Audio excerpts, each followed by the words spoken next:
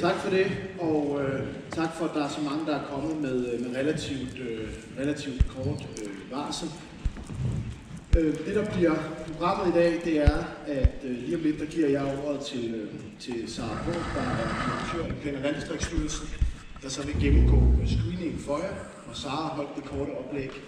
Så vil jeg præsentere den politiske aftale, der blev indgået i torsdags. Og når den præsentation så overstået, så er der mulighed for spørgsmål og kommentarer fra jer.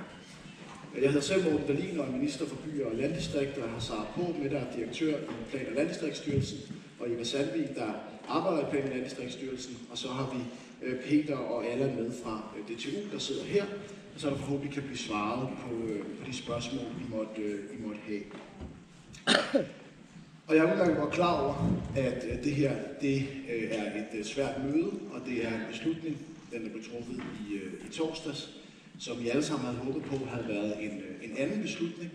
Det har jeg en meget stor forståelse for, og det er også derfor, vi holder det her møde i dag, for at I kan have mulighed for at spørge ind til, hvad har grundlaget været for processen frem til beslutningen, og også hvad der skal ske herfra.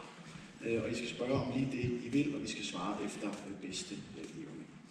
Så nu vil jeg give ordet til Sara fra Plan- og Landdistriktsstyrelsen, der vil holde den første korte præsentation. Tak. Tak. Går lyden fint igennem? Ja, tak. Jeg tager hurtigt igennem den målrettede screening, der er lavet for at finde placering til et nyt testcenter. Baseret på en landsdækkende screening er der identificeret 8 områder i hele landet, som er muligt egnet til at placere et nyt testcenter på baggrund af vindbranchens tekniske kriterier. Efter målrettede undersøgelser af de områder, er der kun 2, der har vist sig at være potentielt egnet. De øvrige 6 er faldet fra, primært på grund af natur- og forsvarsinteresser. De 2 områder, der er tale om, det er et område ved Skærbæk, med 6 testmøller placeret øst for Balling Dige i Tønder Kommune. Det andet område, det er området i Østerild, hvor 5 testmøller placeres henholdsvis på de 2 nordligste pladser af det eksisterende testcenter, og med yderligere 3 pladser nord for Østerild Testcenter. Som Morten sagde, så besluttede aftalekredsen den 1. februar at igangsætte en miljø- og habitatkonsekvensvurdering af området her i Østerild. Da der er tale om at finde et egnet areal til test og ikke til produktionsvindmøller, så er der nogle helt særlige tekniske kriterier, der skal opfyldes. Blandt andet for, at man kan opnå tilstrækkelig god test til at kunne opnå en typecertificering. Og den her certificering, den er afgørende, for ellers så kan vindmøllerne ikke afsættes på det globale marked. Derudover så er der nogle dimensioner, som skal være på plads. For eksempel skal der være 800 meter imellem møllerne, da der er tale om så store møller. Og der skal opsættes målemaster til brug for test i 1 kilometers afstand af den række, som testmøllerne skal placeres i.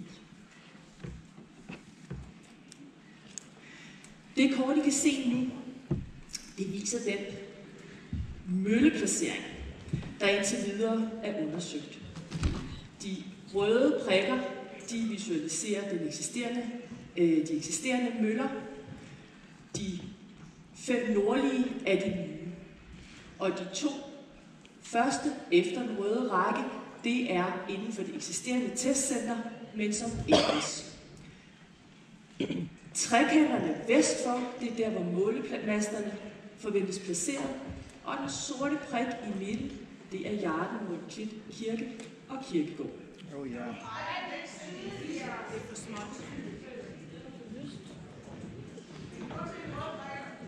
I kan kun se de røde prikker. Er der nogen, der kan gøre noget ved skarpheden eller sluklyset? Det er godt, I siger det. Så ligger det lige midt imellem målet og markører. Kan I heller ikke se de hvide prikker? Nej, ja, det går godt. De slukker lyset, så I kan se, hvad vi snakker om. Hjælper det? Større. Det kan vi ikke, det der er sagt. Ja. Men vi kan trække lidt af. Ja. Jeg holder det udstyr. Ja, er det ikke rigtigt? Ja, se, det hjælper jo lidt, det der.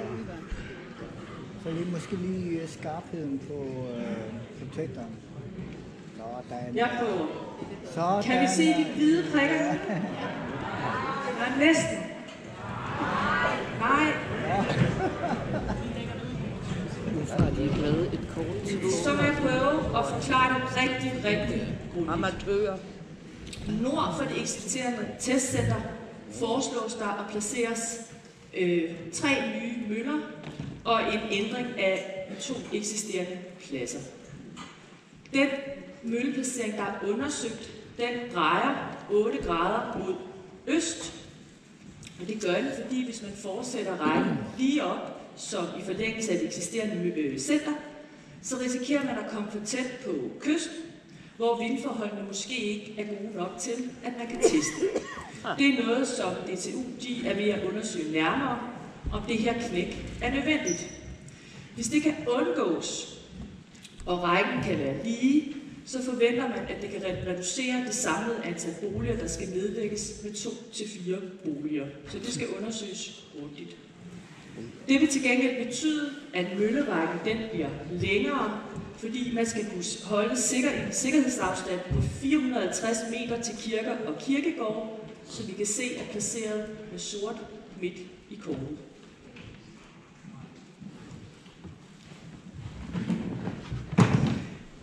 Den målrettede screening, den har omfattet undersøgelse af en række forhold. Der er både foregået en nærmere analyse af de tekniske kriterier. Blandt andet har DTU været ude og besigtige terræn og transportforhold. Der er også set på en række andre interesser i området, særligt naturforhold og forsvarsinteresser. Og Thisted Kommune, de er kommet med en udtalelse, og de har også vedlagt en række supplerende udtalelser fra det lokale erhvervs- og foreningsliv i området. Det er Plan- og Landdistriktsstyrelsen, som har været ansvarlige for den målrettede screening. Den har vi foretaget i samarbejde med og med bidrag fra blandt andet DTU, fra vindbranchen, fra alle relevante ministerier og styrelser, herunder Miljøstyrelsen, Slots- og Kulturstyrelsen, Kystdirektoratet, Forsvarsministeriet, Aalborg Stift, Energinet, Trafikstyrelsen, Landbrugsstyrelsen, Lavia, og så har vi som sagt også fået bidrag fra Thisted Kommune. Ikke Naturstyrelsen. Jo, det sagde det.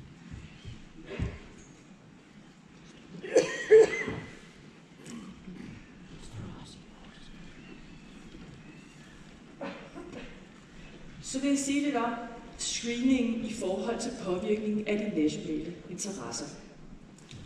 Forsvarsministeriet siger, at der ikke er udfordringer for så vidt angår forsvarsinteresser. Til gengæld så den nordligste af mølleplaceringerne, den ligger inden for et Natura 2000 habitatsområde, som er et klitlandskab. Derudover vurderer Miljøstyrelsen, som er ressortansvarlig, at mølleplaceringerne kan påvirke et Natura 2000 fuglebeskyttelsesområde i nærheden, og der er tale om vejlerne. Og det er selvfølgelig nogle forhold, som skal undersøges grundigt i forbindelse med miljø- og habitatkonsekvensvurderingen. Projektet kan kun gennemføres, hvis direktivbeskyttelsen den kan fraviges, og der gennemføres de nødvendige kompenserende tiltag, som er omfattet af habitatdirektivets regler. Aalborg Stift gør også opmærksom på, at en udvidelse den vil påvirke Hjartemølle Kirke og kirkegård. Området vurderes teknisk egnet i forhold til vind, terræn og transportforhold, og det vurderes også, at testpladserne kan placeres i en sikkerhedsafstand på 450 meter fra Hjartemølle Kirke og kirkegård. Der er nogle særlige forhold, der vil skulle undersøges nærmere, blandt andet omfanget af behov for at fjerne skovbevoksning og en ikke fredet klit. Og så de her undersøgelser af vindforholdene tæt på kysten, for at vurdere, om man har mulighed for at rette rækken op og påvirke færre boliger. Den foreløbige, med streg under foreløbige, vurdering af behov for nedlæggelse af boliger med en fuld udbygning efter de gældende støjregler. Hvis man udvider Øster i et testcenter med 5 høje vindmøller mod nord, så vil det som følge af gældende regler om både støj og afstandskrav betyde nedlæggelse af forventeligt 35 boliger og sommerhus, fordelt på 11 sommerhus og 24 boliger inklusiv stuehus. Det vil også betyde ophør af helårsbeboelse i 60 bygninger på Thyleje, med forbehold for den politiske aftale. Det ved jeg, det er noget, ministeren vil komme ind på om lidt. Lidt om støj.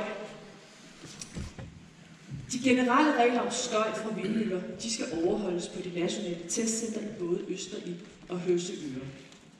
Der sondres i reglerne imellem normalstøj og lavfrekvensstøj. Reglerne om normalstøj, de siger, at støjgrænsen for det åbne land er 42 decibel, og støjgrænsen for boliger, som er omfattet af en lokalplan, er 37 decibel. Reglerne om lavfrekvensstøj, de siger, at lavfrekvensstøj fra vindmøller, de må ikke overstige 20 decibel målt indendørs i boligen. Der er taget højde for de her støjkrav, inklusiv regler om lavfrekvensstøj ved de foreløbige støjberegninger i forbindelse med screeningen. Og det er selvfølgelig også nogle krav, som vil blive lagt til grund i forbindelse med miljø- og habitatkonsekvensvurderingen. Og støjgrænserne, de er altså et udtryk for en støjbelastning, som Miljøstyrelsen vurderer er miljømæssigt og sundhedsmæssigt acceptabel.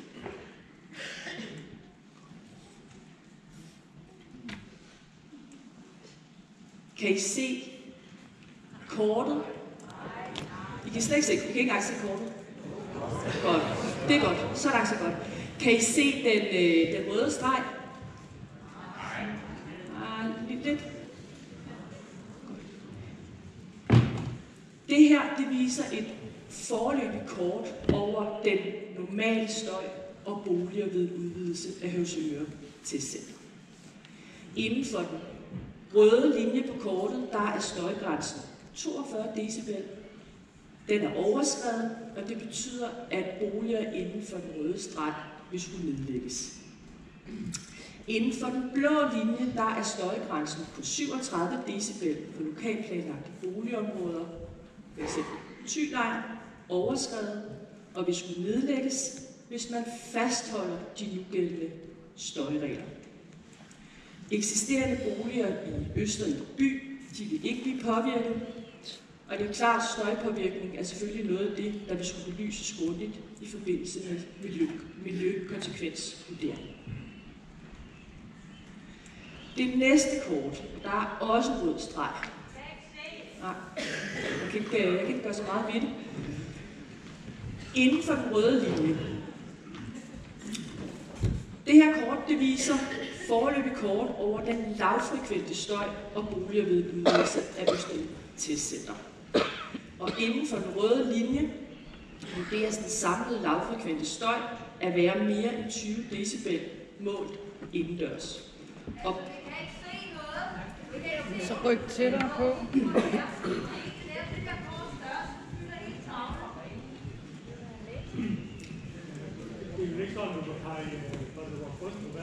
Nej, man kan ikke nå. Der er en lang.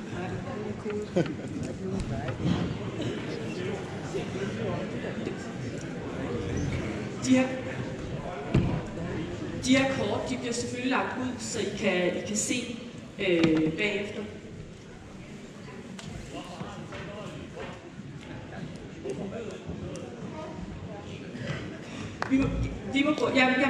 Jeg må prøve at forklare det så godt jeg kan. Du må låne min lygte. Tak. Hvor er du så? Hvad så ud? Skal jeg lige se, hvor sidder den henne, så du får den tilbage? Ja, du skal tættere på, for at den kan lyse. Jeg kan lyse i midten. Jeg vil starte. Godt. Inden for den røde linje, som er meget, meget svær at se, det beklager jeg meget. vurderes den samlede lavfrekvente støj til at være mere end 20 decibel målt indendørs, og det betyder boliger inden for det her område. Også af den grund vil skulle nedlægges. Thylejrens område er ikke påvirket af lavfrekvent støj, ud over den tilladte grænse for lavfrekvent støj. Resultatet af screening viser, at det skal undersøges nærmere, hvordan klitlandskabet vil blive påvirket. Hjardemål, Klit, Kirkegård, Kirke vil også blive påvirket, men det er vurderingen, at der ikke er regler, der forhindrer, at der kan placeres testvindmøller i vindmølle, eller testvindmøller i området, i en sikkerhedsafstand på 450 meter fra kirke og kirkegård. Der vil blive en dialog med det lokale menighedsråd og stiftet om samspillet mellem testcentret og kirkelige handlinger. En miljø- og habitatkonsekvensvurdering, den er grundig, og den skal indeholde en beskrivelse af alle de faktorer, der kan forventes at blive berørt i væsentlig grad af projektet. Det gælder støj, skyggekast, lyspåvirkning, trafik og transport, friluftsliv og rekreative forhold, Natura 2000, flora og fauna, jordbund og jordforurening, grundvand, overfladevand, luftforurening og klima, ressourcer og affald, og landskab og kulturarv.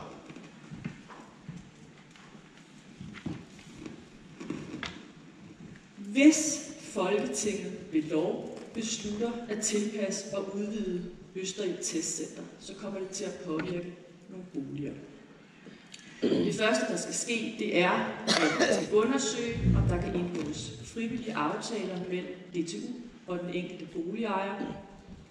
Det skal undersøges, om der er boligejere, der ønsker dispensation fra kravet om nedlæggelse, og der skal tages stilling til, om det er muligt at give en dispensation.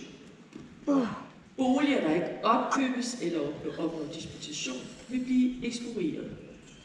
Og ekspropriationen den vil blive gennemført af en uafhængig ekspropriationskommission, som også vil fastsætte erstatningens størrelse, og det bliver fastlagt ud fra almindelige realiserede handelspriser på jord og fast ejendom på det tidspunkt, ekspropriation finder sted.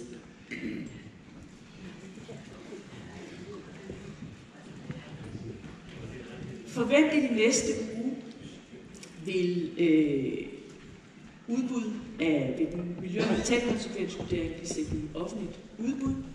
Vi har borgermøde i dag. I slutningen af februar, der vil vi holde orienteringsmøder for de beboere, der er berørt, beboere i Thylejren, og ejerne af potentielt berørte boliger og sommerhuse, de skulle være adviseret via brev med deres e-boks.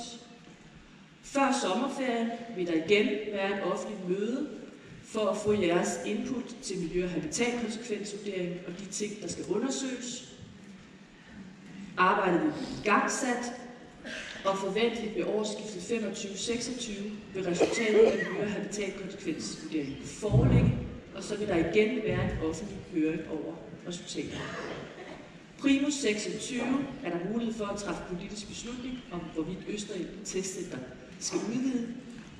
Hvis aftaleparterne beslutter at gå videre, så skal der fremsættes et lovforslag om et tredje testcenter. Hvis loven vedtages, kan anlægsarbejderne igangsættes. På Plan Info har vi løbende lagt materialer ud. Her kan I også finde opsamlingen fra screeningen meget mere detaljeret, end jeg har haft mulighed for at gå igennem. I vil selvfølgelig også kunne se oplægget her med læsbare kort. Så vil jeg ikke sige så meget mere, end jeg vil give ordet til Morten. Tak for det, Sara, og beklager besværligheden i at læse kortene. Jeg vil lige nu kort gennemgå, hvad det er, aftalekredsen på Christiansborg blev enige om i torsdags. Da vi mødtes i torsdags, der skulle vi træffe beslutning, om vi ønskede at igangsætte en miljø- og habitatskonsekvensvurdering for at lave et nyt testcenter ved Skærbæk, lidt uden for Vadehavet i Tønder Kommune, eller om vi ville lave en miljø- og habitatskonsekvensvurdering af at udvide det eksisterende testcenter her i Øster. Det var de to muligheder, som vi havde i aftalekredsen. Har brugt lang tid på at diskutere det, har brugt lang tid på at læse, gennemgå både det materiale, som styrelserne af DTU har lavet, også på at naturligvis læse og sætte os ind i de mange bekymringsskrivelser, vi har fået fra borgere, erhverv osv. Og efter en samlet vurdering, så var aftalekredsen enige om, at den mindst ringe løsning i denne her situation, det var at lave en miljø- og habitatskonsekvensvurdering med henblik på at udvide Østerild Testcenter. Det er hoveddelen i den politiske aftale, men det er ikke det eneste.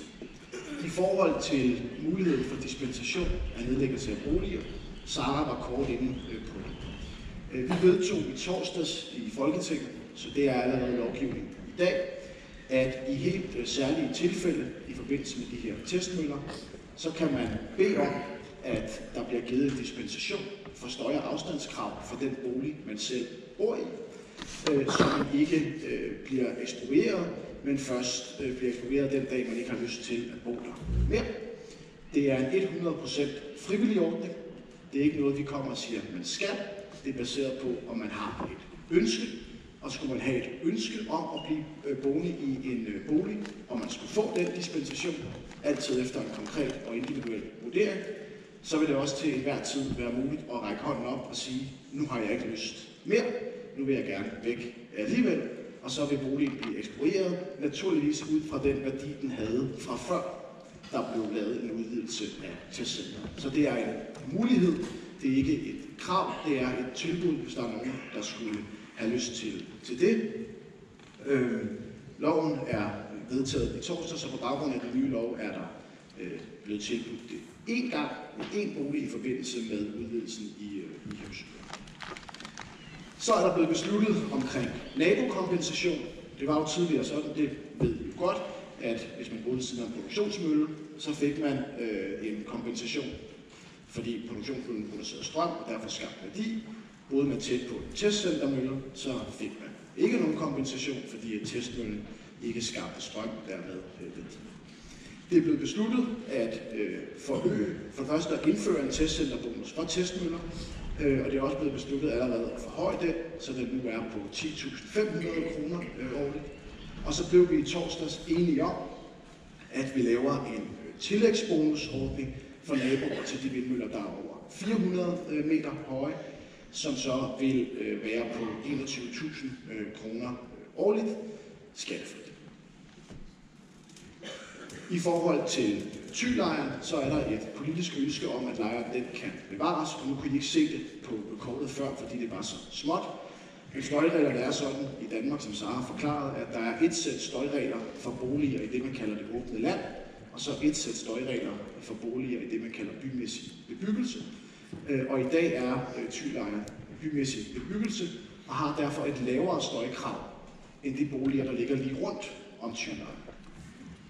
Det vi giver mulighed for med den politiske aftale, det er at sige, at man kan lovgivningsmæssigt gøre det således, at Thylejren får de samme støjkrav som de boliger, der ligger rundt omkring Thylejren, og derved vil man kunne undgå at nedlægge Thylejren, og Thylejren kan dermed bevares.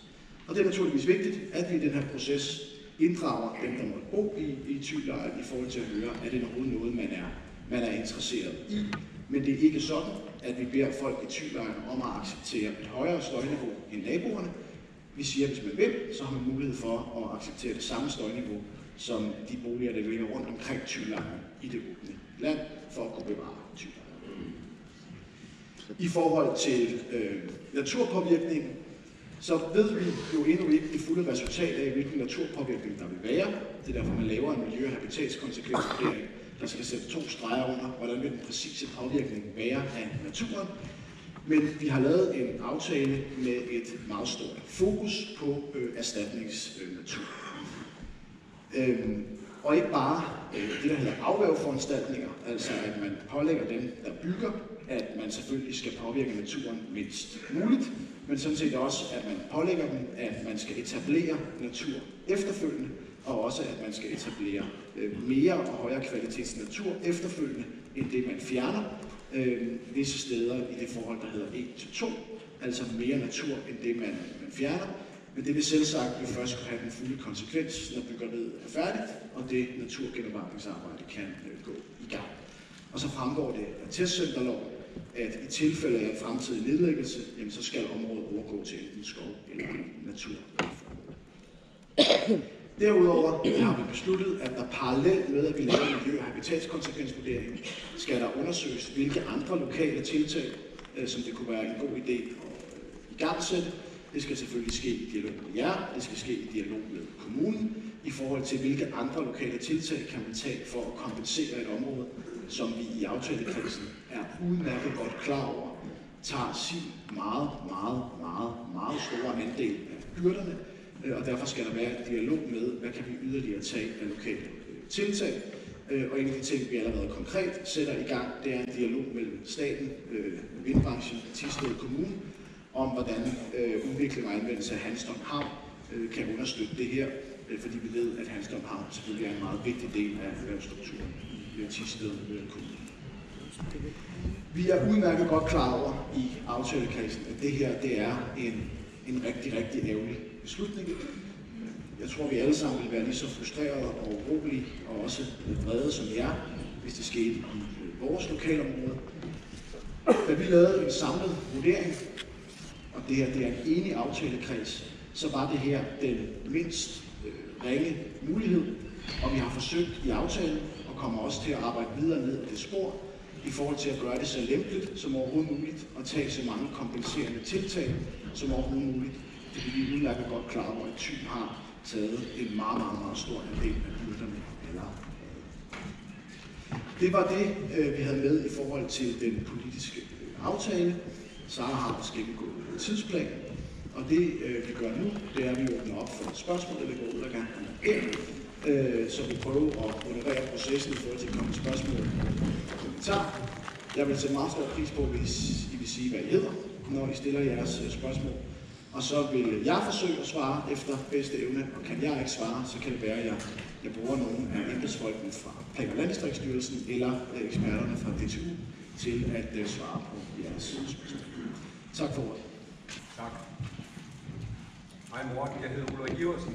Jeg fik et brev fra dig i går. Kære Ulrik Iversen, det skyldes jo, at vi ikke bød dig til at komme op og besøge os i starten af januar. Så jeg vil gerne kvittere for, at du har mødt op. Har du været her før? Ja.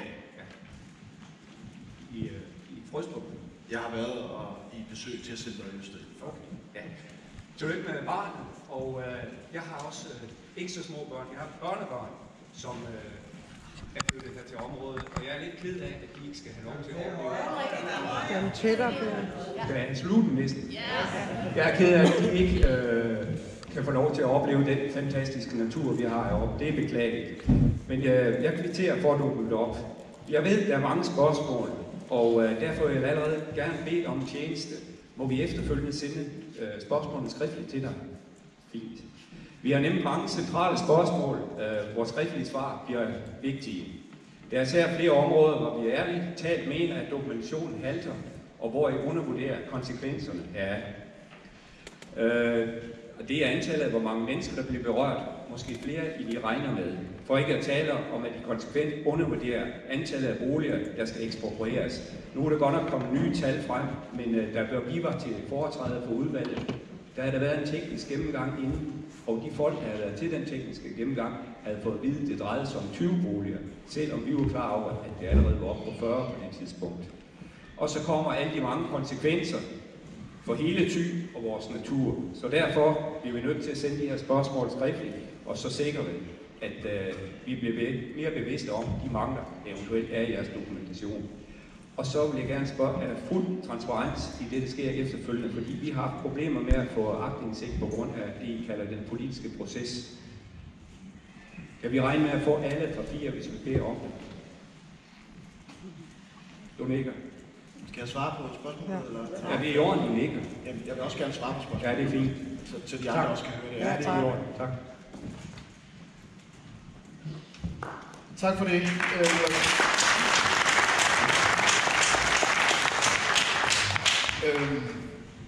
Først, ja, I må meget gerne sende spørgsmålene på skrift også. Som Sara også gennemgik, så kommer der også et særskilt beboermøde, både for folk i Thylejren og for de andre berørte boligejere, hvor I også har mulighed for at stille spørgsmål, men I er meget velkommen til at sende dem på skrift, så skal vi nok besvare dem. I forhold til antallet af boliger, som jeg har hørt dig, så siger du har tidligere fået oplyst tallet 20 boliger.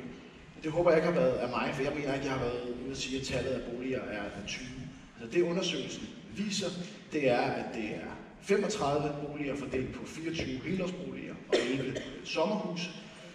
Det kan, som Sara redegjorde for før, rykke sig lidt, hvis man undervejs finder det muligt at rykke de øverste møller en lille smule mod vest. Så kan man reducere antallet af boliger en lille smule. Men det er, som det ser ud lige nu, 35 boliger fordelt på 24 helårsboliger og 11 sommerhuse. Og udgangspunktet for dem er jo, at der skal indgås enten en frivillig aftale eller en ekspropriation. Med den krølle, at der jo er dispensationsmuligheden, skulle I nu ønske at bruge den. Og så i forhold til fuld transparens, vi har ikke til hensigt at gemme nogle dokumenter eller rapporter eller analyser, heller ikke for dig, så det vil der selvfølgelig være adgang til. Mit navn er Morten Bo Bertelsen. Jeg sidder i Thisted Kommunalbestyrelse, og jeg sidder for SF i Thisted Kommunalbestyrelse. Jeg vil også gerne sige tusind tak til ministeren for at komme til det her møde her. Jeg har været med i Thisted Kommunalbestyrelse i ret mange år. Jeg var også med i Thisted Kommunalbestyrelse, da Troels Lund Poulsen kom og talte med os i økonomiudvalget i sensommeren 2009. Og jeg kan jo se, at der er et offentligt møde mere, kære Morten. Så jeg kunne håbe, du kunne tage din formand med til næste borgermøde her, så vi lige kunne tale lidt om, hvad det var, vi blev stillet i udsigt, da vi var positive over for det her i 2009.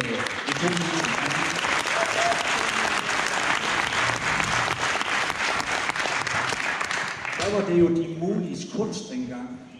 Vi var mega ked af, at vi var oppe i måske 2 eksproprieringer, hvor der boede sådan nogle sommerhuse. Det var virkelig hårdt dengang. Vi alle sammen regnede med, det var de muliges kunst, og det var det, der kunne lade sig gøre dengang. Min gode kammerat Jens Otto Madsen fra Enhedslisten, ham har vi drillet i Thisted Kommunalbestyrelse.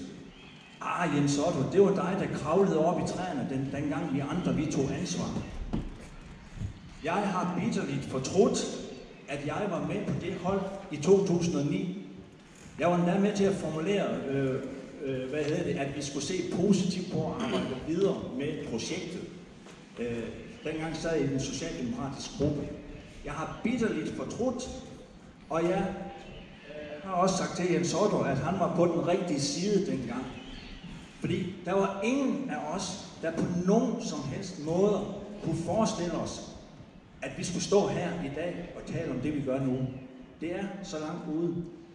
Så vil jeg gerne spørge dig om, jeg ved godt, at I lavede også et lovforslag omkring Hovsøre, hvor du får den bemyndigelse til at kan give, dispensation eller støjgrænserne, de kan dispenseres fra. Jeg vil godt stille dig et spørgsmål, Morten Dahlin. Det er, love i Danmark, de er jo til for at beskytte borgerne. Og det er jo dem, I fifler med. Det er dem, I bøjer. Og det synes jeg er meget problematisk i et retssamfund. Og så kan vi jo se, I bliver også tvunget til at bøje lovene, der skal beskytte naturen i det her. Og det synes jeg er groft, og det synes jeg godt, du må forholde dig til, hvordan du synes som demokrat. Vi er ude i nogle helt grundlæggende retsprincipper i det her samfund.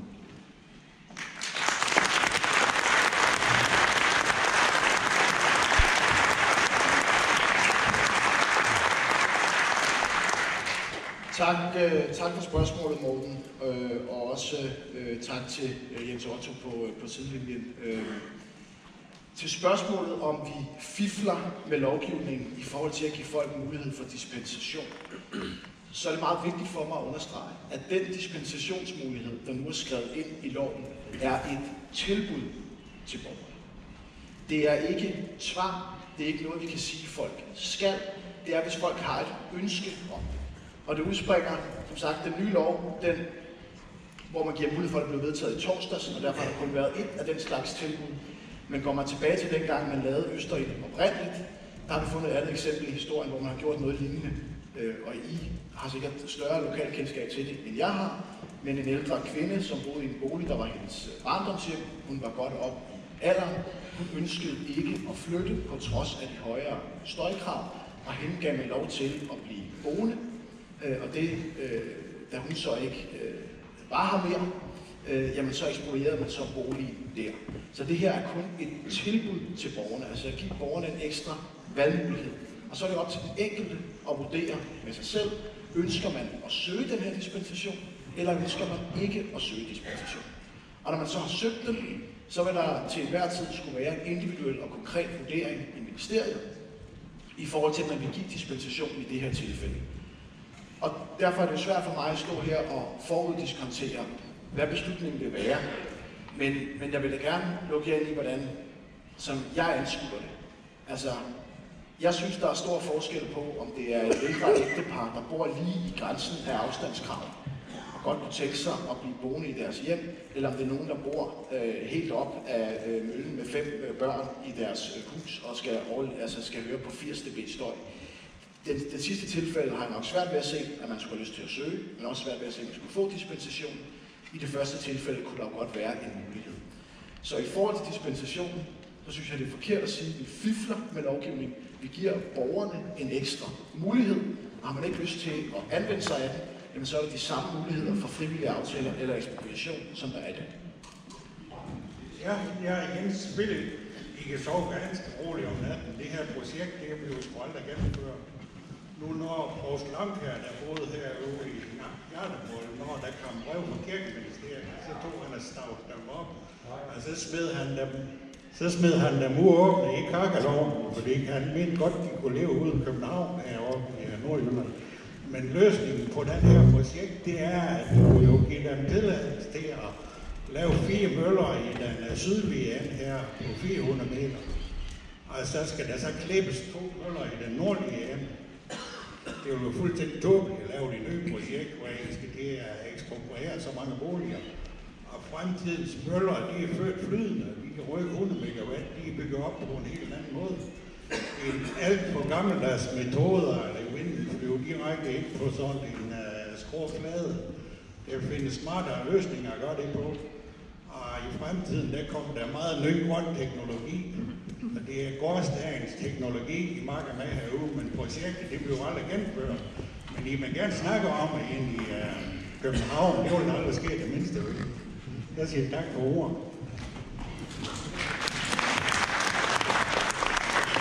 Jeg kan invitere på det, fordi vi har naturligvis også undersøgt muligheden for, hvis man forhøjede højden på de sydligste møller, hvad så det ville have for en effekt, som det du foreslår. Udfordringen er, så ville du være inde og påvirke omkring 250 boliger i Østerild by, som man så skulle lave frivillige aftaler med eller ekspropriere.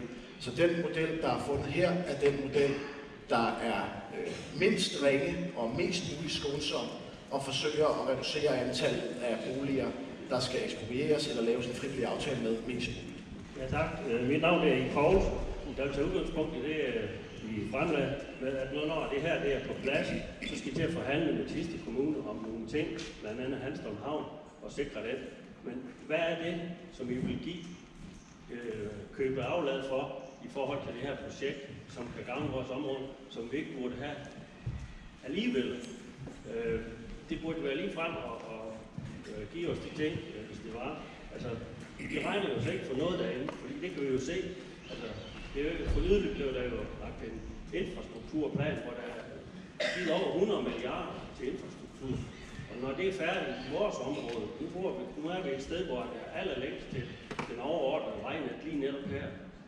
Når man er færdig, så kan man køre fra Hanstholm til Sallingsundbro på 1 minut hurtigere, end man kan i dag. Men så kører til forholdet måske til 4 minutter. Så det er så meget, vi regner også. Så vi må jo bare se, at når alle de her ting ikke kan lade sig gøre, som det er vist, hvor meget man skal, Morten siger, fifle med lovgivning, hvor det kan være, så må vi bare konstatere, at Danmark er altså for lille til de her testcenter. Man må bare opgive og så sige, at det vi har her, det er fint nok, for jeg var selv med til at lave anlægsloven i 2009-10, og jeg synes, man gik lige til grænsen der, og ikke mere. Og dengang, der sad den derværende minister på området. Lastbilen ville komme kørende herop i vogntog med penge. Der er ikke kommet så meget som tuk-tuk med ladpumpe.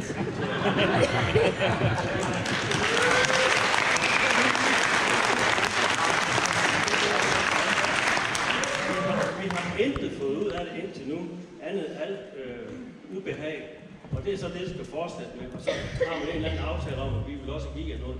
Jeg håber, kommunalbestyrelsen vil sige nej til, at I kan købe aflad, og sige nej til, at vi skal have de der ting, som vi vil gerne forære, som vi burde have alligevel. Tak for ordet.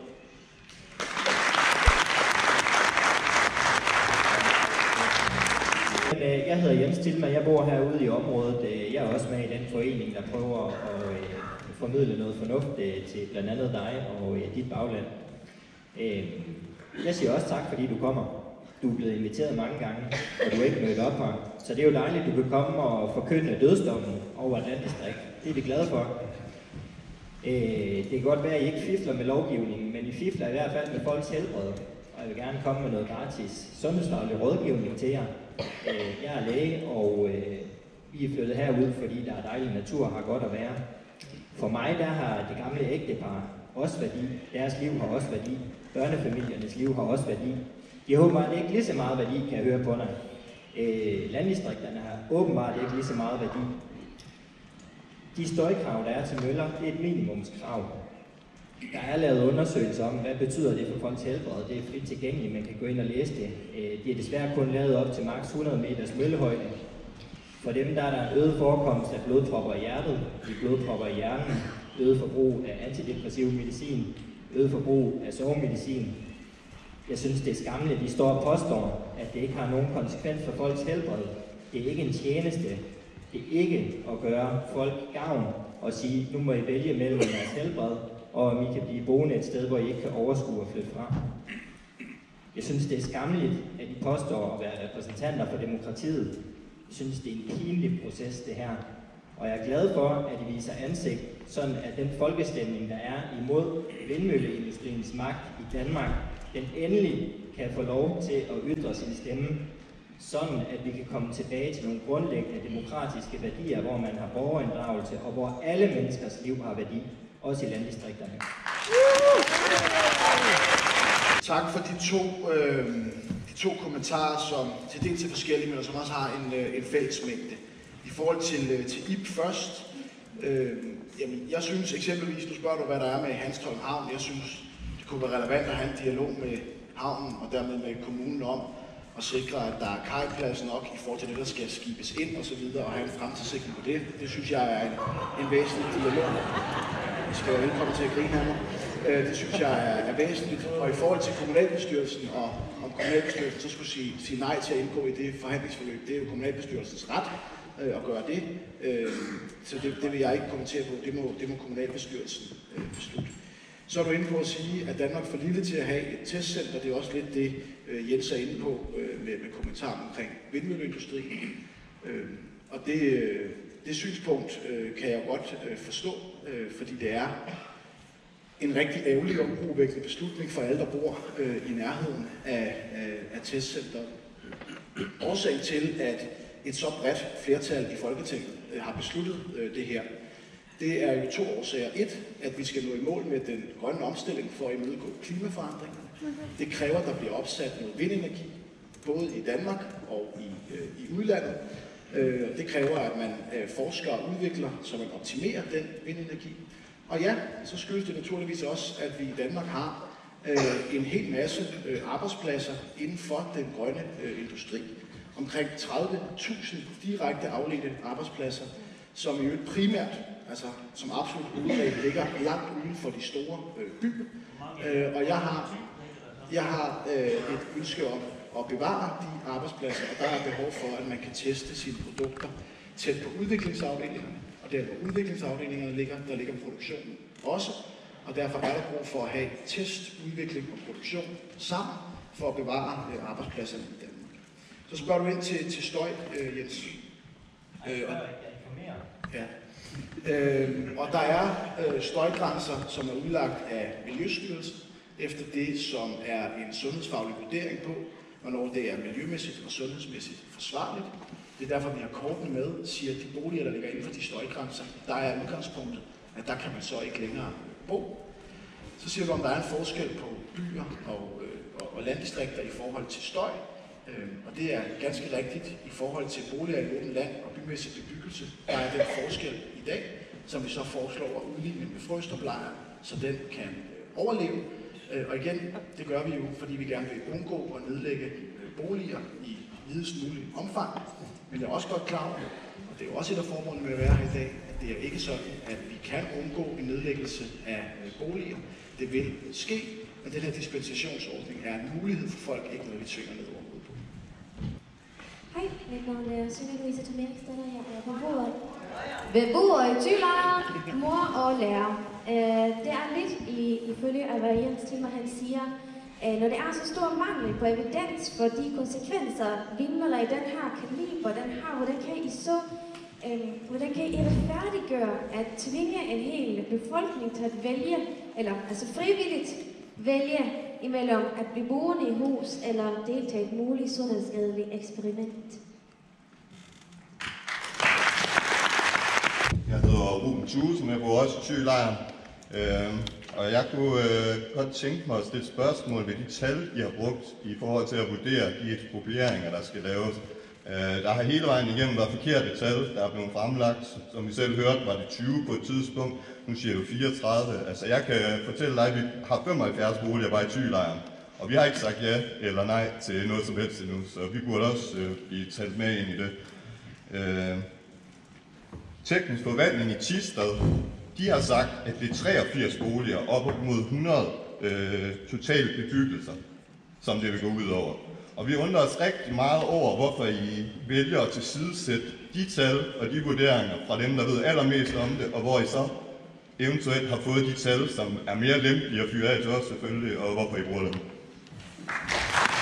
Vi starter med tal om de 20, som du nævnte, og som også blev nævnt herovre før fra Ulrik, som jeg sagde, at jeg i hvert fald ikke havde stået og sagt. Og det er også ganske rigtigt.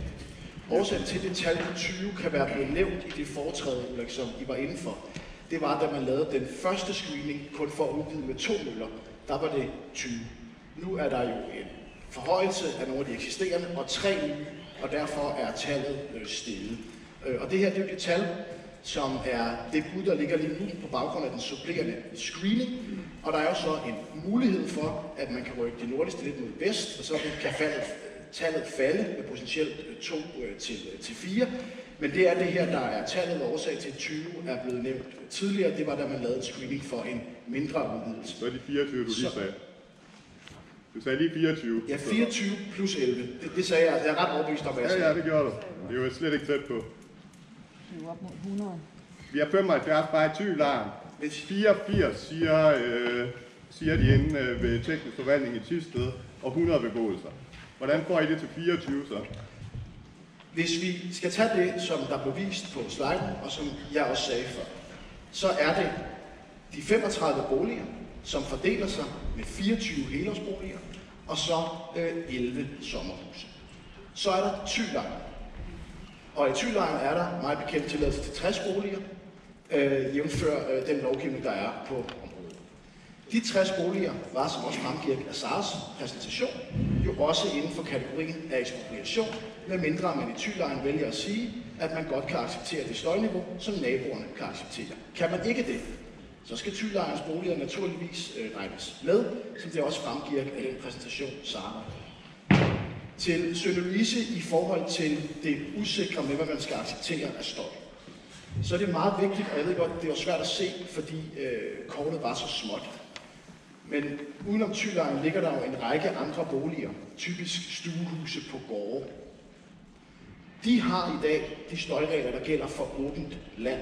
Det vil sige, at deres støjgrænse er højere, end den er for Thylejren. Så det vi beder folk i Thylejren om at vælge imellem, det er at sige, kan man acceptere den samme mængde af støj, som naboerne allerede accepterer i dag, eller kan man ikke det? Der er ikke tale om, at Thylejren skal acceptere mere støj end andre boliger i det åbne land. Der er tale om, at hvis man har lyst til det fra Thylejrens side, så kan man acceptere det støjniveau, som de omkringliggende gårde allerede i dag må acceptere. Og det er inden for Miljøstyrelsens standarder for, hvad der er sundhedsmæssigt og miljømæssigt forsvarligt. Det betyder jo ikke, at man ikke vil kunne høre noget, men det betyder, at Miljøstyrelsen med de vejledninger, de har for støj, har fastlagt, hvad grænserne er, både for den normale støj og for den lavfrekvente støj, og vi beder ikke Thylejren, det er meget vigtigt at understrege, om at acceptere mere end det, som naboborgerne allerede skal acceptere i dag. Jeg hedder Line Jolander. Jeg er sammen med min mand, Carsten Kirstein. Vi bor på den sorte prik. Vi er nemlig genboere til kirken i Arnemål Klit Kirke. Vi har boet her i 25 år. Vi er tilflyttere fra København. Vi elsker at bo i Thy. Vi har ingen planer om at smutte fra. Men vi kan godt se, at vi får ikke dispensation. Det ønsker vi heller ikke af helbredsmæssige årsager. Jeg har et konkret spørgsmål til tidsplanen, og det vil jeg gerne have, at ministeren og kompagni kigger på med positive øjne i betragtning af, at det her det er tredje gang, vi skal igennem den her proces. Vi var omfattet af støjzone gener allerede første gang, og blev kompenseret en lille smule for det. Og det var vi også anden gang, og blev kompenseret lidt mere for det.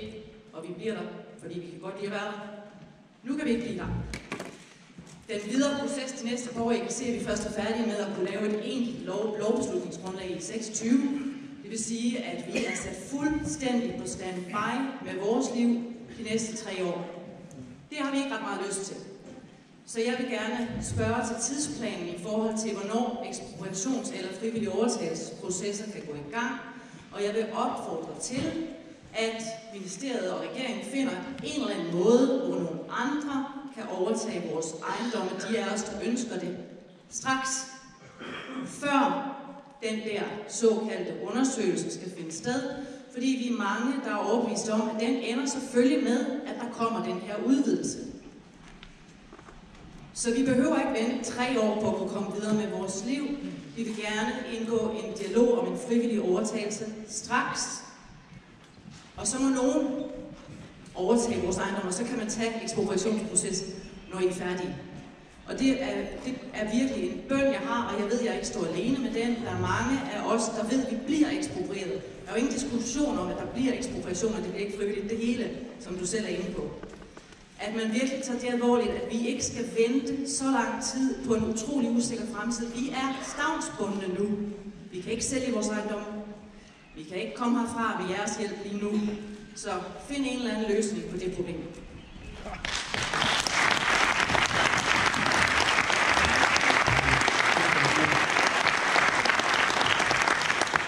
Jeg hedder Charlotte Bundam, jeg har boet heroppe i mange år endnu. Og tættere på. Jamen, jeg synes, jeg er helt tæt på. Virker det? Okay. Det, der undrede mig i Plan- og Landdistriktsstyrelsens fremlægning af de grupper, der har været med i at udarbejde området her, der undrer det mig, at borgergrupperne ikke har været repræsenteret. Blandt andet den Ulrik og Lars står for. Det undrer mig, at der er blevet lavet ministerier, og selv kirken er blevet hørt, men ikke borgerne. Nummer 2 er så, jeg vil gerne vide, nu har jeg skrevet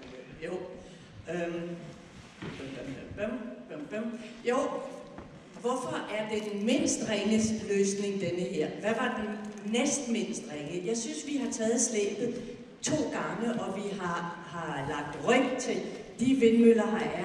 Jeg synes, det må stoppe i den her del af landet nu. Det sidste, jeg vil sige med den kompensation til området, i stedet for Hanstholm Havn, så synes jeg, at vi alle sammen skulle have gratis strøm.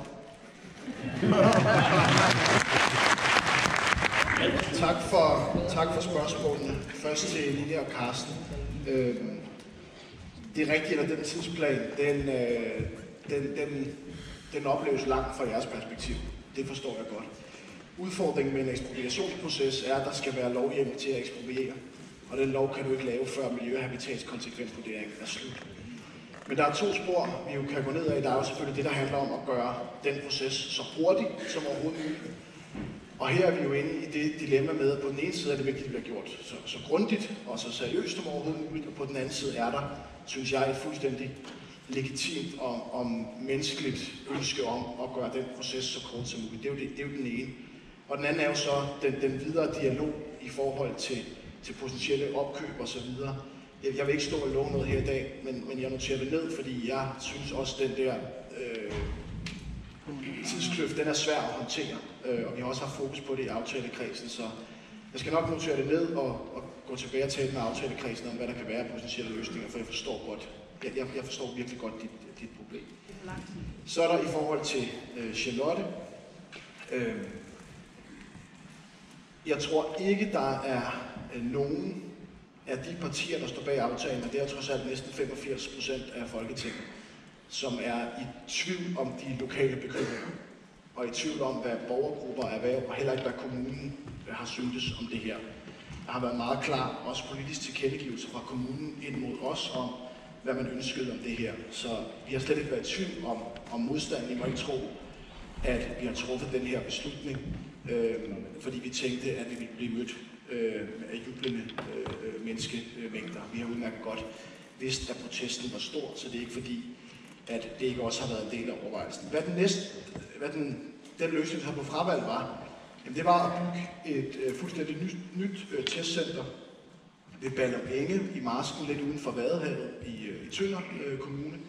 Og efter en samlet vurdering, der blandt andet handlede om naboer, natur, dyreliv, og i deres tilfælde også UNESCO verdensarvsliste, så var aftalekredsen enige om, at den mindst ringe løsning, det var her.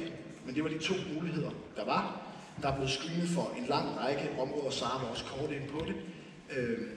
De er faldet af forskellige hensyn. Flere steder har det eksempelvis også været forsvarshensyn, altså hensyn til, at forsvaret har skulle kunne træne og øve i forhold til indflyvningslinjer osv. Så vi har virkelig søgt på Danmarkskortet, og til sidst var der de 2 muligheder. Vi kunne vælge med et nyt testcenter i marsken lidt uden for Vadehavet, eller en udvidelse af Østerild. Og det var 2 ringe løsninger i forhold til lokalområderne. Det er vi fuldstændig bevidste om i aftalekredsen, men vi var enige om, at det her det var den mindst ringe af de 2. Ja, jeg hedder Marie, og du er så heldig, at jeg er bibliotekar, så jeg er faktisk en af de få, tror jeg, der har læst. Du var jo forfatter, inden du blev minister. Så jeg kunne godt tænke mig lige at minde dig op, hvad du skrev så sent som i 2023.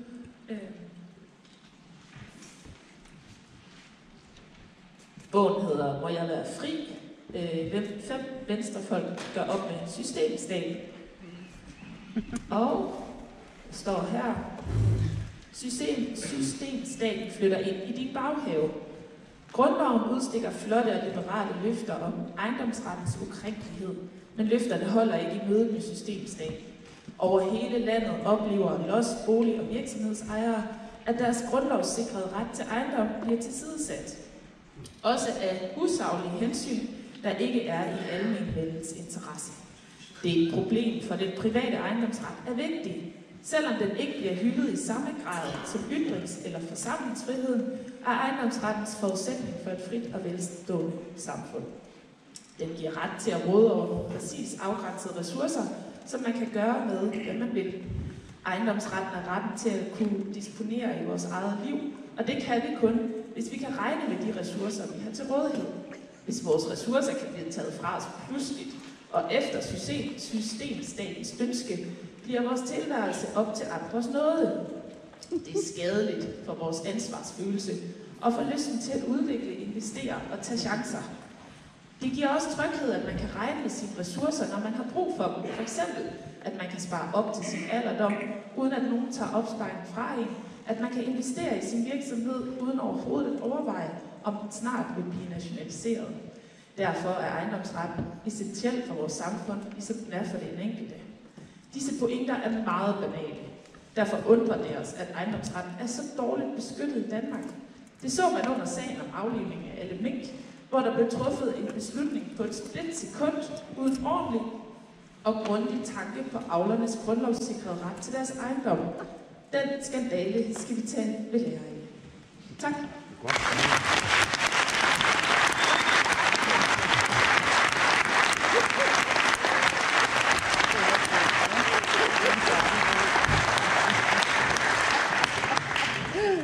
Minister, velkommen. Og mit navn er Bent Godske. Kære minister, velkommen til vindmølleindustriens tag selvbord. Og det er det, der er tale om her. Jeg har som tidligere og nu pensioneret embedsmand været med til, eller været viden til en række situationer, hvor ministerier, styrelser og direktorater var meget følagtige over for stærke erhvervsinteresser. Den her proces, som nogle af os nu har fulgt igennem lang tid, den tager jeg lige ved at tage præmien. Altså, jeg har sjældent oplevet en så, jeg vil sige, til stabilitet, grænsende følagtighed over for en industri, som vi har oplevet her, især fra planstyrelsens side. Altså, som tidligere embedsmand må jeg spørge, har I virkelig ikke nogen skam i livet over det her? Jeg vil bare give et enkelt eksempel. Nogle har givet andre eksempler. På et vist tidspunkt, så skriver I, for at gøre vindmølleindustrien en tjeneste, og nu er der en klitrække, der skal rives ned. Når man taler med folk om det her, så siger de, hvor herre bevares. For ikke så længe siden, der var der en privatmand oppe i Vendsyssel, der fik en kæmpe bøde for at fjerne nogle klitter. Kan staten og en industri virkelig gøre det samme uden videre? For at gøre det meget kort vil jeg sige, at vi har følt det her spil, som om vi var et fodboldhold, der var stillet over for en modstander, som hele tiden flyttede målstængerne og løftede overlæggeren, så de kunne komme til at score de mål, som åbenbart var planlagt på forhånd. Okay, nu er vi så nået hertil, og vi skal jo videre. Så jeg vil bare spørge 2 korte spørgsmål. Kan vi nu sikre os, at den videre proces, det vil sige den vurdering, der nu skal foretages, bliver foretaget af en instans, som er ekstern og uafhængig og upartisk, således at vindmølleindustrien ikke har et, hvad skal vi kalde det, for en højtaler indenfor der. Og for det andet kan vi sikre os, at der bliver så meget transparens, så vi kan følge med i, hvad der foregår, og komme med de oplysninger, som andre åbenbart ikke er interesseret i, kommer ind i processen. Tak for ordet. Hej, jeg hedder Sara. Jeg er også beboer i Thyland. Jeg har egentlig 3 spørgsmål. Det ene ligger tæt på Bent og Morten Bros. Hvordan I tænker om retssikkerheden, hvis man kan overtrumfe Natura 2000 beskyttelse af klitheden. Min andet spørgsmål går på, at jeg er forældre og er bekymret for mine børns fremtid i Thy-lejren. Jeg ved, at der er sat de her støjgrænser, men jeg kan ikke forestille mig andet end det er et skønt, fordi Danmark ikke endnu har prøvet at have de her 450 meter høje møller. Hvordan vil I sikre og dokumentere, at I undersøger konsekvenserne fremadrettet for, om det her skønt er retvisende, eller om det har langtidsmæssige skadelige konsekvenser for vores børns helbred?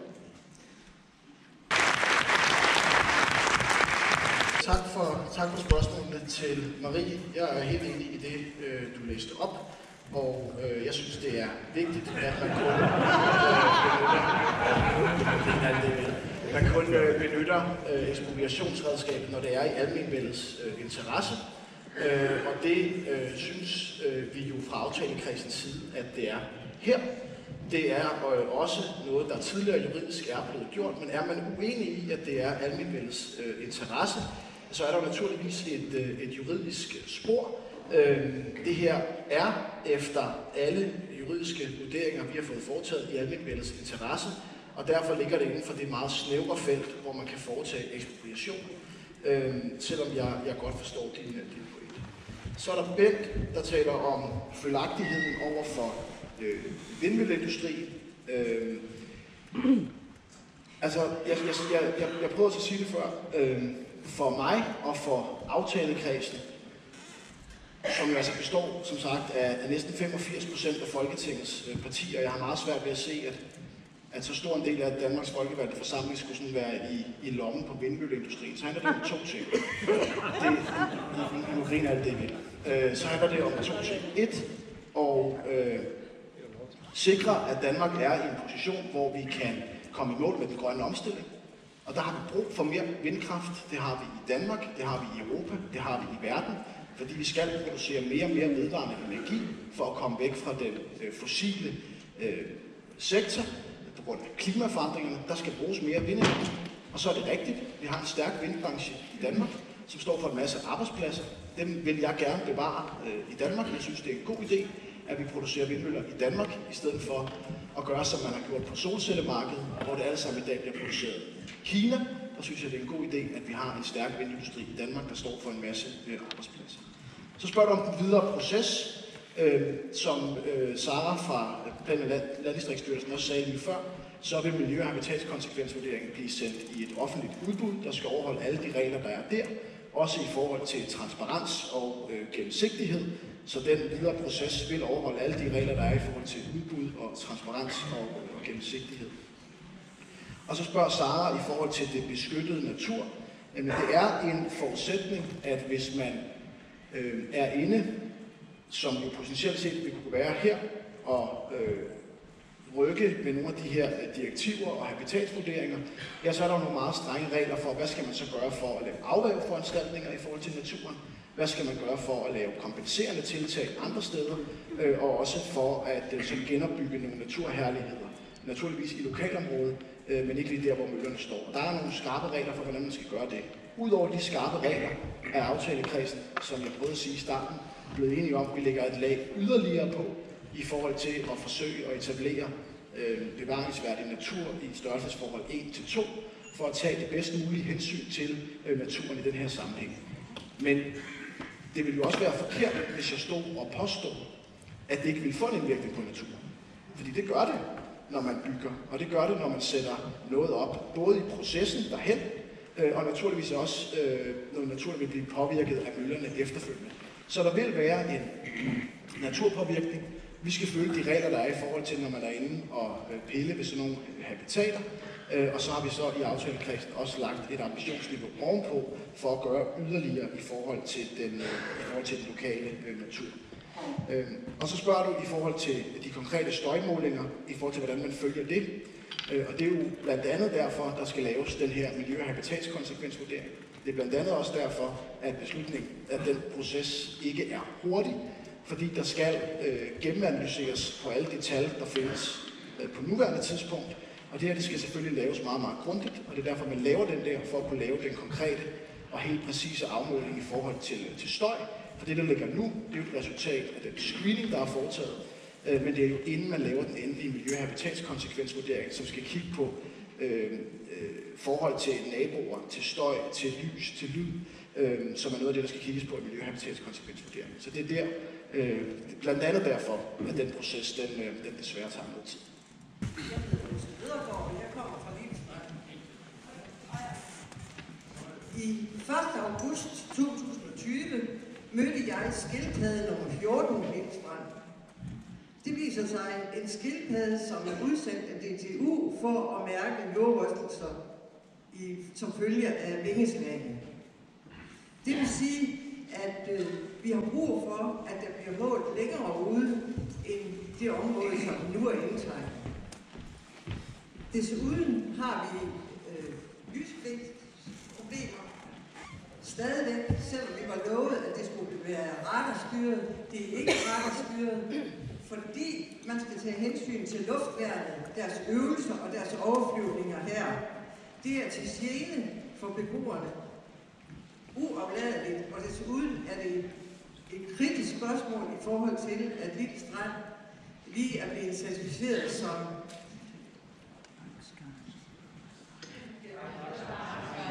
Dark Sky selvfølgelig.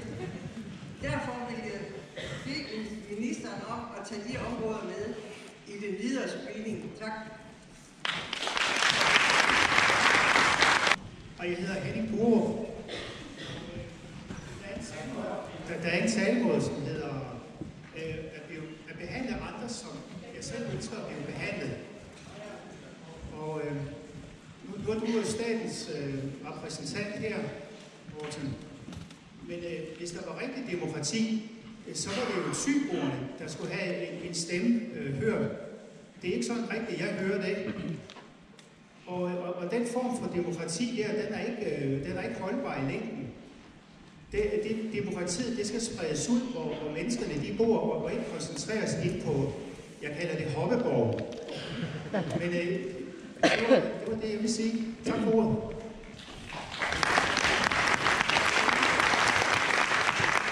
Ja, jeg hedder Anders Kjær, og det er jo nok meget omtalt lige før. En ung familie med 5 børn. Men jeg bor ude på Skræddergården sammen med min kone og min dejlige 5 børn. Og der kom vi ud i 2012, og vi er forpagter ude på Skræddergården, og vi driver Danmarks største økologiske rangbrugsbesætning. Så vi har altså vores levebrød derude, men det er på en forpagtning. En meget langsigtet forpagtningsaftale. Og nu kommer I og tager Skræddergården, men jeg kan da se på de hvide prikker, at der skal stå en mølle lige nøjagtigt, hvor jeg sover. Så det eneste, jeg vil spørge efter, det er, hvordan får vi som forpagter erhvervsmæssigt lejemål, hvordan får vi noget hjælp til at komme videre? For min virksomhed er ikke så nemt lige at finde et andet sted til. Da vores dyr, de lever ude hele året rundt, og det kan kun lade sig gøre, fordi jorden er så ren, som den er. Tak.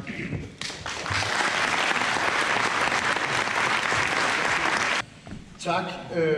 Først til, det var lidt lavt, men var det Åse, der var navnet første gang? Ja. Til et spørgsmål om DTU's skildpaddeudsætning. DTU siger, og det kan du ikke høre, at de ikke kender noget til skildpaddeudsætning fra DTU's side. Ja. Så spørger du ind til noget andet, som jeg til gengæld i hvert fald selv har hørt meget om, og det er lys. Og der er en stor udfordring i forhold til lys. Som jeg forstår det, så har Trafikstyrelsen givet dispensation til DTU, så man kan lave en forsøgsordning i forhold til det her radarstyring. Som jeg kan høre på den reaktion, som flere af jer har sendt til mig, så er det måske en forsøgsordning, der, hvis man skal sige det vildt, ikke fungerer fuldstændig optimalt. Så det er jeg meget opmærksom på, at det skal vi tilbage og have en dialog, også med Trafikstyrelsen om, i forhold til hvilke muligheder er der. Det, der jo skulle være pointen med den forsøgsordning, det skulle gerne være, at den bragte os et sted hen, hvor man i højere grad kun kunne have de lysgener, når det var absolut nødvendigt. Og jeg er opmærksom på, at det her det er en stor problemstilling. Vi arbejder med det. Og jeg er også så sent som, da jeg kom i dag, og hilste på en af jer, blevet præsenteret for noget, der i hvert fald fortæller mig, at den forsøgsordning ikke fungerer fuldstændig optimalt, så det er også noget af det, jeg tager med herfra. Så spørger Henning ind til demokratiet, og det er jo ganske rigtigt. Det her er en beslutning, der er truffet af politikerne på Christiansborg, af aftalekredsen, som har sagt et par gange, er næsten 85% af Folketinget. Så er der Anders, der spørger ind til det med forpagtning, og det er et super godt spørgsmål, Anders, og jeg synes, vi skal aftale, at du kommer herop bagefter, så får vi lige dine kontaktoplysninger, og så må vi lige vende tilbage, for jeg kan ikke på stående fod ekspropriationsreglerne i forhold til forpagtning, men jeg forstår godt dit behov for at stille et spørgsmål, så hvis du har mulighed for det, så kan du komme herop bagefter, så kan vi måske notere kontaktoplysninger ned, så sætter en, der ved noget om det, sig i kontakt med dig hurtigt. Jeg hedder Alice Brohus, og tak til ministeren, fordi I er kommet i dag. Kan I høre mig? Ja. Altså for det første, så kan jeg jo så forstå, at vindmøllebranchens kommercielle interesser, det er et samfundsvigtigt interesseområde. Derfor kan I bruge en anlægslov. Så er det for mig naturligt, at hele Danmark må bære det ansvar. Så det vil jeg gerne spørge, om ikke det er sådan. Dernæst vil jeg så gerne spørge, hvis svaret er ja der, hvorfor Thy så skal bære ansvaret, der er ubehageligt for hele Danmark. For det tredje, så vil jeg gerne høre, om ministeren ikke synes, det ville have været anstændigt på sin plads, og måske at have en åben, ordentlig og sandfærdig landsdækkende debat, før en så vigtig beslutning træffes. Og så kan jeg jo så altså også forstå, at fuglene nede ved Vadehavet, de har større betydning end Nordeuropas største fuglereservat her ved Vejlerne. Og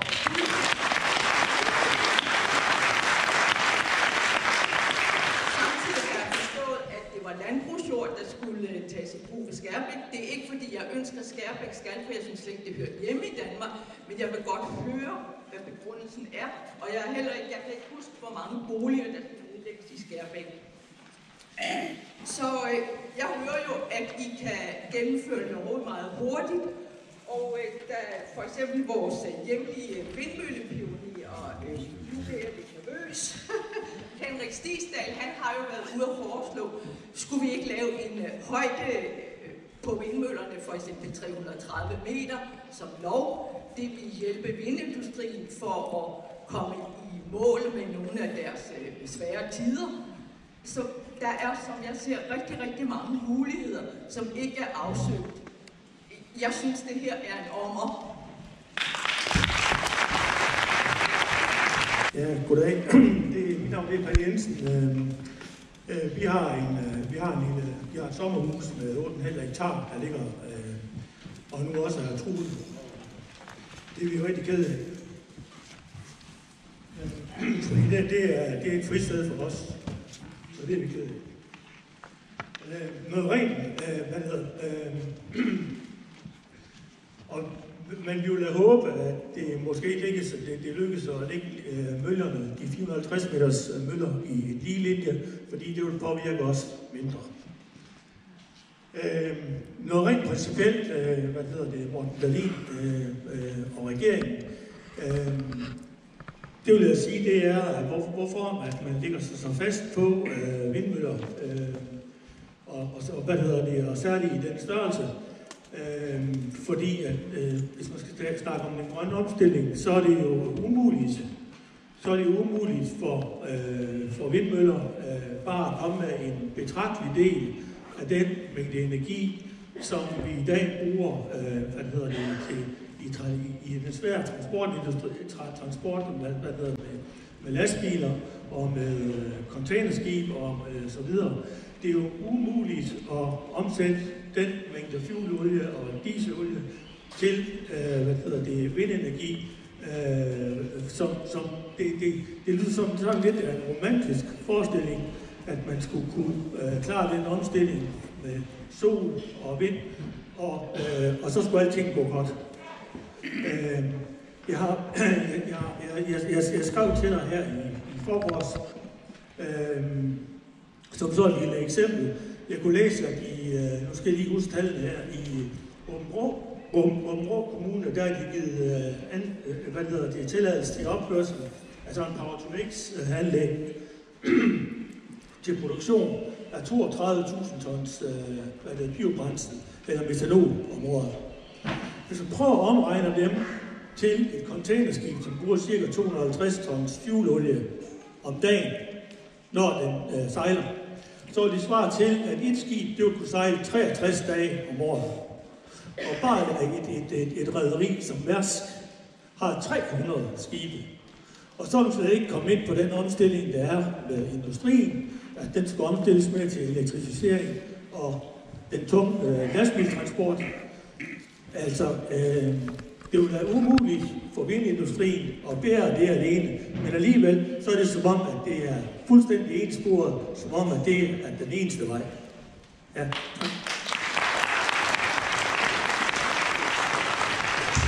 Først til Alice i forhold til hele Danmark. Det forstår jeg godt, fordi der er ingen tvivl om, at det her område har løftet en meget, meget, meget stor byrde allerede. Der er blevet screenet for en lang række områder i Danmark. Der er jo nogle tekniske kriterier, der skal kunne lade sig gøre, hvis man skal have de her vindmøller op. Og der er nogle tekniske kriterier, så skal det passe ind i lokalområdet i forhold til at genere mindst muligt. Der er ikke nogen steder, hvor det ikke vil genere, men genere mindst muligt i forhold til naboer og natur. Så er der et element omkring forsvarsinteresse, og derfor var der kun de 2 mulige placeringer tilbage, da vi skulle sidde og træffe vores beslutning i aftalekredsen. Så spørger du ind til fuglepåvirkning, og det er jo noget af det, der skal undersøges nærmere i miljø- og habitatskonsekvensvurdering. Og der er jo allerede blevet lavet en del forskning og målinger i forhold til, hvordan de her vindmøller påvirker fugle. Og da der blev lavet den sidste rapport, jeg i hvert fald har kunnet læse fra 2015, så har den nogle ret klare konklusioner i forhold til, hvordan trækfugle typisk kan håndtere, når der kommer forhindringer op på de almindelige ruter, de bruger. Men det er klart, det er også noget, der skal undersøges nærmere i miljø- og habitatskonsekvensvurdering. Så nævner du det med, om man kan begrænse vindmøllers højde med en lov. Og det vil man jo godt kunne i Danmark. Men de vindmøller, der bliver produceret i Danmark, bliver jo produceret til det globale marked, og altså ikke kun til Danmark. Så hvis vi lavede sådan en lov her til lands, så ville de enormt mange arbejdspladser, vi har liggende inden for den grønne industri i Danmark, de ville jo så på sigt ikke kunne udvikles, fordi der altså vil være andre steder, hvor man vil producere møllerne højere. Og til det ligger der også, det nogle andre har spurgt om, at det her vindmølleindustriens kommercielle interesse. Og det har jeg fuld forståelse for, at det kan lyde, men det er det ikke. Altså for os er det todelt. Jeg har sagt det et par gange nu. Det er i forhold til den grønne omstilling, og det er i forhold til at beskytte de mange tusind arbejdspladser, som ligger her i Danmark. Så var der, og jeg er ked af, at jeg simpelthen ikke fangede fornavnet efternavnet Jensen. Palle Jensen. Noteret i forhold til det med den lige linje. Altså det er jo også noget af det, vi undersøger, fordi det vil kunne minimere antallet af ekspropriationer. Og så er spørgsmålet jo, er det vindmøller alene, der skal drive den grønne omstilling globalt? Altså det er selv meget svært ved at se, at det er. Og hvis man kigger på sådan bare det europæiske energimarked, så er der mange forskellige teknologier i spil. Altså der er vind, der er sol, der er også vandkraft, det er de eksempelvis gode til i Sverige. Der er også en del EU-lande, der satser på atomkraft osv. Så der er jo en lang række af energikilder, som vi skal bruge. Og hvis man kigger i det, der kommer ind i stikkontakterne i Danmark i dag, ja, så er der også et mix af de forskellige energikilder. Så jeg tror personligt ikke på, og jeg har heller ikke hørt nogen andre, i hvert fald meget få politikere synes, at det er alene vindmøller, der skal bære hele den grønne omstilling. Men der er ingen tvivl om, at vindmøller, og også gerne store vindmøller, så de kan komme ud og stå på havet og virke bedst muligt, det vil også være en del af fremtidens energiforsyning. Jeg mangler svar på 2 spørgsmål. Vi går videre her. Jeg vil gerne svare, undskyld, hvad var det, den der svarede på, Alice? Altså, hvor meget der skulle nedlægges af boliger i Skærbæk, og det andet var, om ikke ministeren synes, det ville have været anstændigt på sin plads og haft en åben landsdækkende debat om det her.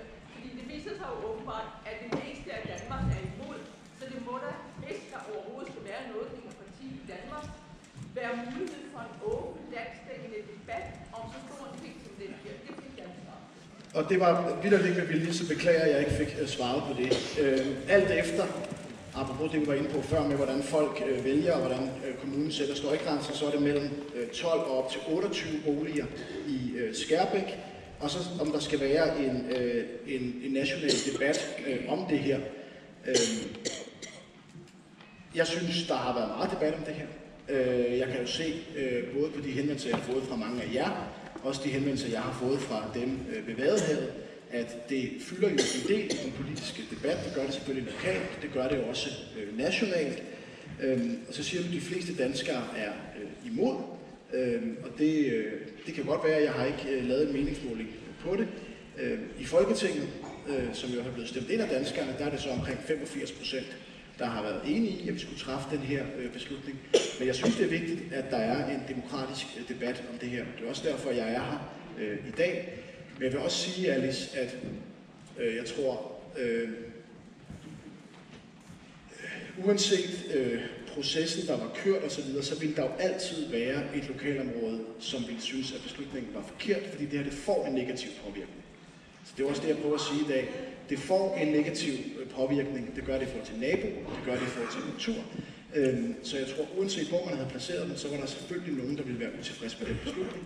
Det er jeg fuld forståelse for. Det synes jeg er, hvis jeg må få lov at tale ud, det synes jeg er fuldstændig menneskeligt. Og jeg tror, at den utilfredshed ville være der, også selvom debatten, der havde været, havde foregået på en anden måde.